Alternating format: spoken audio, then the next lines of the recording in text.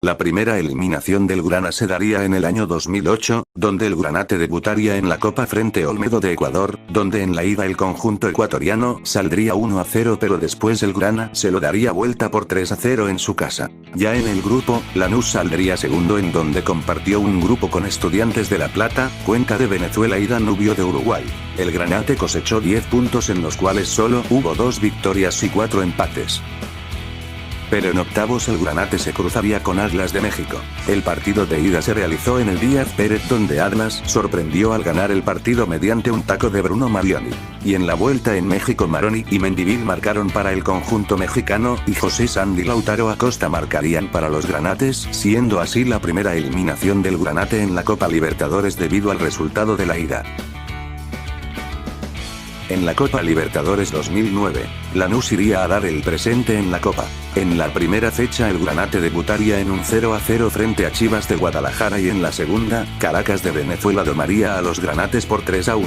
Unas semanas más tarde Everton de Chile empataría 1-1 con los lanusenses, y más tarde en la Argentina Lanús perdería la Copa luego de la dura derrota 2-1 en la Argentina frente a Everton, y más tarde empataría con Chivas 1-1. Para despedir la Copa, Lanús empataría con Caracas en la Argentina. Esa fue en cuestión de números la peor campaña del Granate en la Copa. En la Libertadores 2010, Lanús iría otra vez a dar el presente en la Copa. En la primera fecha Libertad le ganaría a Lanús con goles marcados por Rodolfo Gamarra y Pablo Velázquez. Y en la segunda fecha Universitario de Perú le ganaría a Lanús con los goles de Alba y Gianfranco. En la tercera fecha Blooming enfrentaba a Lanús en Santa Cruz. Blooming fue el primero en golpear tras un golazo de Viera. Pero Lanús empataría con un gol de Seba Blanco y más tarde lo daría vuelta con un gol de Salcedo, y para sentenciar el partido Lagos metería el tercero y el mismo Lagos pondría el 4-1 final. Con esta victoria el Granate reviviría. Luego de eso Lanús enfrentaría a Blooming en su casa, y a los 16 minutos ocurría una falta sobre Castillejos y Salcedo terminó cambiándola por gol. En la quinta fecha, Libertad arrancó ganando con un gol de Alberto Román de cabeza. Pero Velázquez sacó un tremendo remate y empató las cosas, y habría que esperar a la última fecha. En la última fecha, Lanús tenía que ganar sí o sí ante Universitario de Perú, pero esa victoria no llegó y el Díaz Pérez se convirtió en un ring y Lanús quedaría eliminado nuevamente en fase de grupos. Hoyos también, Y Gran ahora con Galicia, y ahora Díaz está peleando, y Gran pide trompadas. Y acá la falta de profesión. Que se había metido un hincha de Lanús en la cancha. Sí, acá hay un problema también, viene la policía con los plateístas. Es que se había metido algún hincha entonces de Lanús, que termina siendo la platea. Sí. Luego de la ausencia de un año Lanús enfrentaría a Flamengo de Brasil en la primera fecha, donde el Granate empataría 1-1. En la segunda fecha Olimpia derrotaría al Granate 2-1. Pero en la tercera Lanús se repondría y le ganaba 1-0 a Emelec. Y luego de eso le ganaría al mismo Emelec, pero esta vez en Ecuador y por 2-0. Y en la quinta fecha, Lanús derrotaría y humillaría al 3 veces campeón de América, Olimpia, ganándole 6-0. Y en la última fecha Lanús perdería contra Flamengo 3-0, pero daría igual puesto a que Lanús pasó primero, Emelec segundo, y Olimpia y Flamengo quedarían eliminados. En los octavos de final, Lanús se enfrentaría al Vasco da Gama de Brasil. El encuentro de ida se realizó en Brasil, y el atacante Alexandro y el centrocampista Diego Souza marcaron la victoria de Vasco da Gama, a pesar de que Regueiro descontó para el Grana.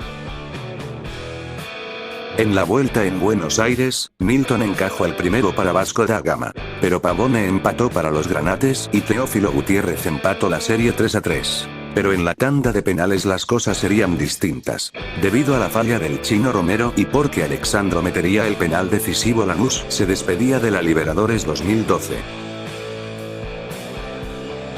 En la Libertadores 2014, Lanús enfrentaría a Caracas en la fase previa, donde le terminaría ganado 3-0 en el global.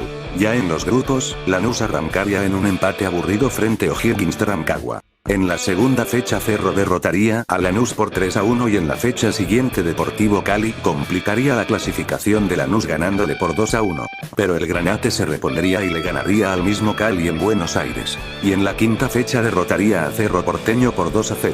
El grupo se definió en la última fecha, porque a los 86 minutos era cobrado un penal, y si Marchesín no lo atajaba Lanús quedaba afuera por los puntos que le sacaría O'Higgins. Pero eso no pasó y Marchesín se vistió de héroe y le tapó el penal final a Calandria, clasificando a Lanús como segundo y dejando afuera a O'Higgins.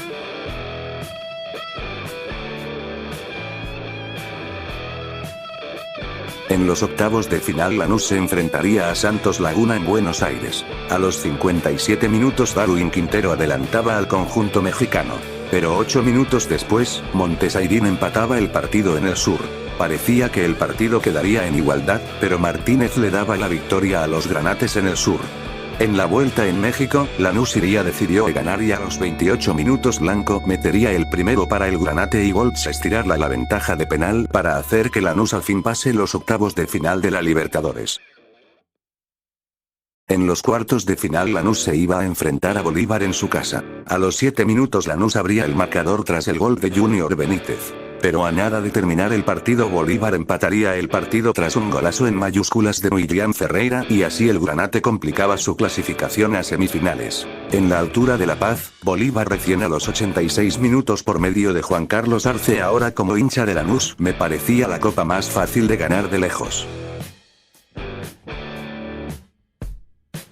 En la Copa Libertadores 2017 Lanús llegaría a lo más alto de su historia. En los grupos Lanús clasificaría primero con 13 puntos en un grupo con Nacional de Montevideo, Chapecoense y Zulia. En los octavos de final el Grana se enfrentaría a Die Strongest en la ida en Bolivia. Pasquini abriría el marcador para los de Almirón, pero a pesar de eso Die Strongest empataría el partido en el final.